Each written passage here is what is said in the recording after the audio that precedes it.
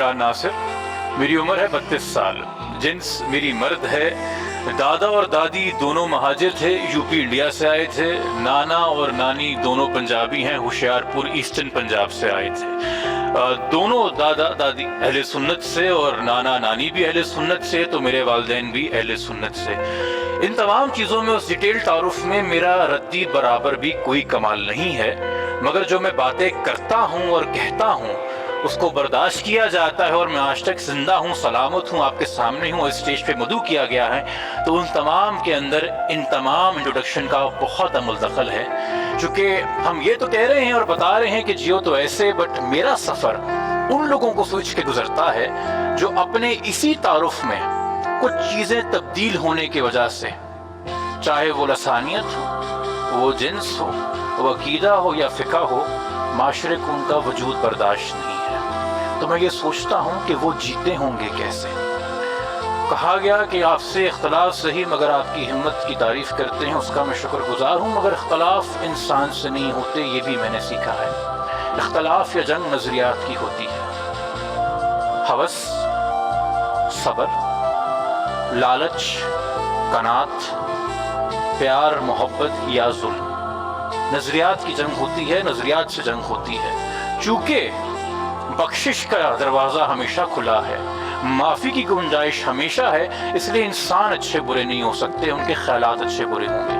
तो मेरा सफ़र सिर्फ ये नहीं है कि इख्तलाफ करना है, मेरा मकसद सिर्फ ये नहीं है कि आवाज़ बुलंद करनी है, मेरा मकसद सिर्फ ये नहीं है कि ऐलान जंग करना है। मैं तो इस नीयत से सफ़र में आया था कि मैंने गुफ्तगू करनी है, अपने घर वालों से, अपने हम वतनों से बात करनी है, कुछ मसाइल के बारे में जिन पे हम बात नहीं करते, कि शायद कोई राह निकल आए, कोई दरवाज़ा खुल सके जो हम पे 70-72 साल से बंद है, और अगर मज़ीद बंद रहा तो ये तारीकी इस मुल्क में बढ़ती चली जाएगी।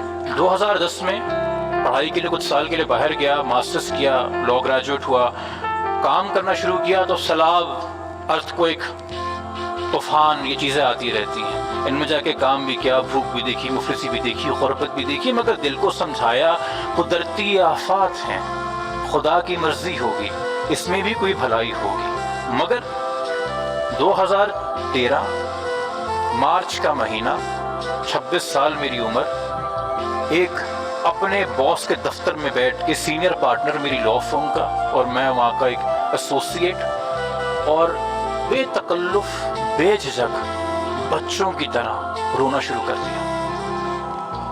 मेरा बॉस परेशान, उसने अपना चश्मा उतारा और उसने मुझे देखा और उसने कहा कि जबरान, मुझे लग रहा है कि आप शायद अब इस दफ्तर में ज़्यादा दिन काम ना कर सकें, आप कुछ बदल चुके हैं। वो ऐसा क्या था जो मैंने देखा, वो ऐसा क्या था कि मेरी आँख इस तरह से अश्कबार हुई कि मैं उस सुबह को ये मंजर शायद देख के आ रहा था।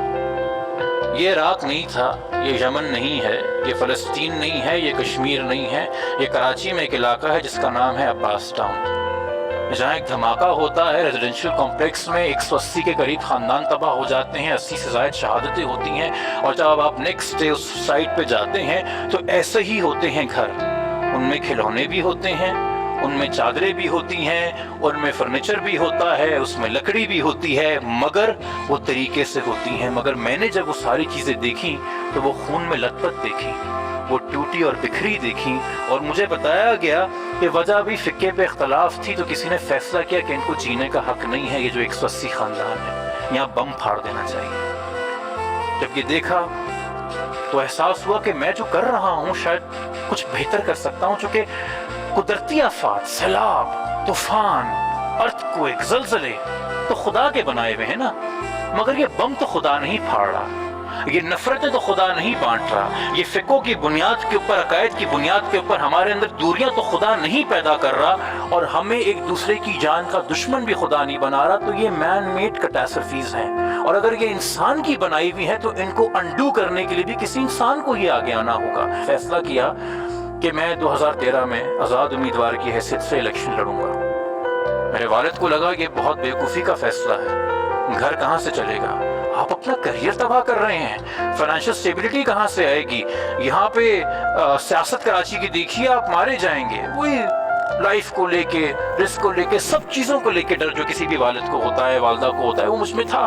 اور پھر جب الیکشن کیمپین شروع ہوئی تو مجھے پتہ چلا چونکہ نظریات سے ہی اختلاف ہوتا ہے تو جو نظریات کی بنا پہ دوستی قائم ہو جائے، کہ اتنے اجنبیوں کو جب پتہ چلا کہ ایک لڑکا سب کچھ اپنا سیکریفائس کر کے کچھ اچھا کام کر کے ایک منشور کے ساتھ الیکشن لڑ رہا ہے، تو کسی نے اپنا گھر کھولا، کسی نے اپنے وسائل دیے، کسی نے اپنا دفتر میرے الیکشن کیمپین میں کنورٹ کر لیا۔ کسی دوست نے یہ کہا مل کے کہ یار آج ٹیلی ویژن پہ مجھے بلایا ہے بٹ میں نے اپنے اینکر کو کہا ہے کہ مجھے نہ بلاؤ، یہ نیا لڑکا سیاست میں ہے، اس کو میری جگہ سیٹ دے دو، تو اس نے اپنی جگہ خالی کی تو میں آ کے بیٹھا اور مجھے ایک نیا خاندان ملا، اور اس ملک میں یقین آیا کہ اگر اچھا کرنے نکلو گے تب بھی لوگ ساتھ نبھائیں گے، تب بھی لوگ ساتھ دیں گے۔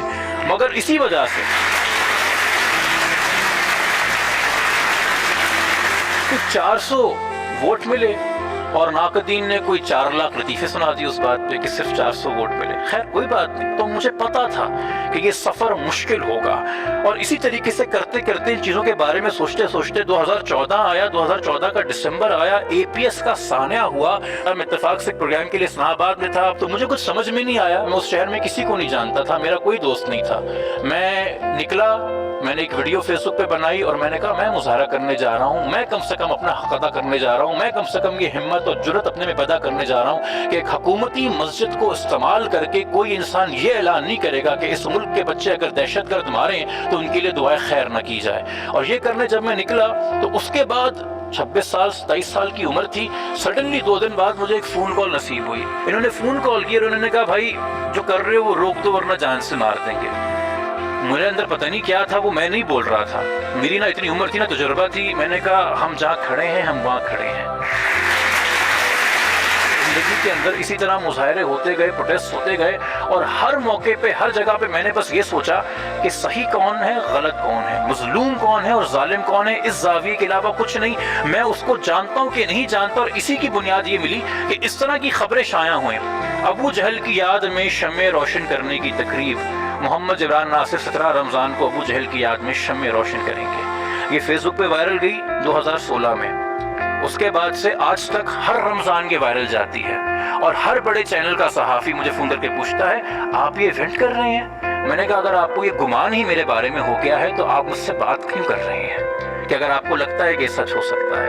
زندگی کے اندر اسی طرح کے مراحل و سفر آتے گئے تو ایک کیس آیا میرے سامنے، مجھے بتایا گیا تھا پہلے بھی، ہم اس وقت مظاہرے میں شرکت ہم نے کی تھی 2011-12 میں، جب یہ واقعہ ہوا تھا کہ شاہزیب خان نام کا ایک لڑکا شاہ رخ جتوئی کے ہاتھوں مارا گیا، ایک اور لڑکے کے ہاتھوں۔ وہ کیس بہت ہائی لائٹ ہوا پاکستان میں، آپ نے بھی سنا ہوگا اس کے بارے میں شاید ٹیلی ویژن کے اوپر۔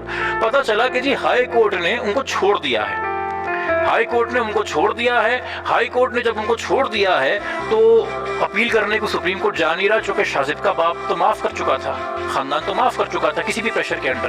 تو ہم چلے گئے سپریم کورٹ۔ اب ہم چلے گئے سپریم کورٹ وہ کیس کرنے کے لیے، تو سامنے والا الحمدللہ خرید نہیں سکتا تھا، مارنا شاید وہ چاہتا نہیں تھا کہ کوئی کنٹروورسی بن جائے گی، تو اس نے پھر سے کیا کیا، اس نے کہا بدنام کرو۔ اب کیا کریں، ہم گستاخ تو بول چکے، ارے چلو اب بھارتی بول دو۔ تو کہا گیا کہ جی جبران ناصر ہمیشہ سے فوج اور عدلیہ مخالف مہمات چلاتا ہے اور یہ انڈین NGO کا کارندہ ہے۔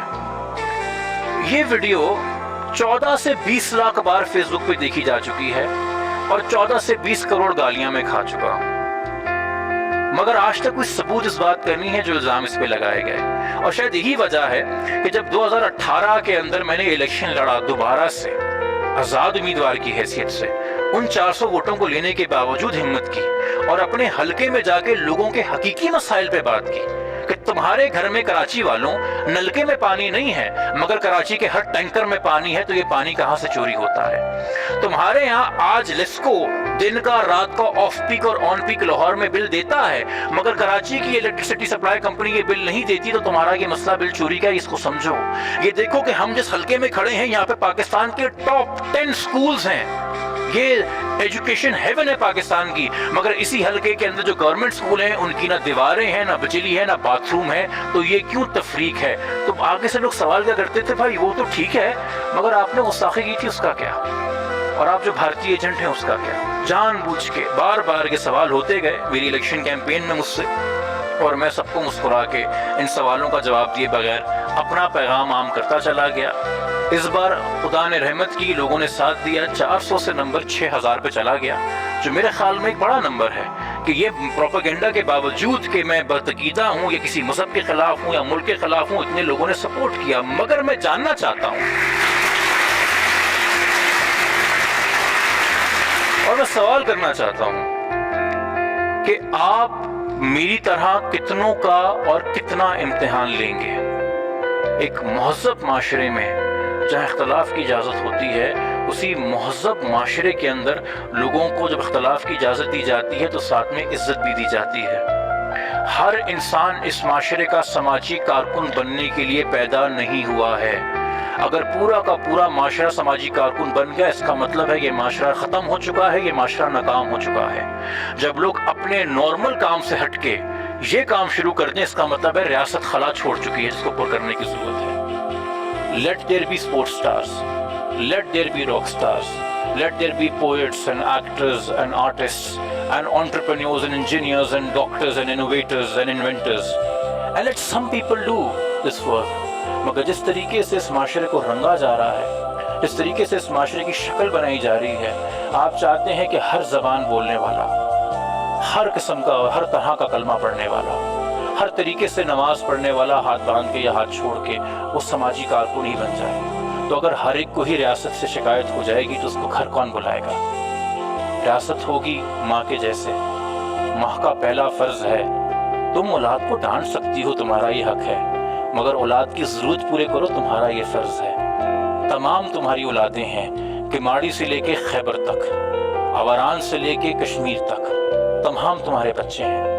میرا نام ہے، میں آپ میں سے ایک ہوں. جیو تو ایسے.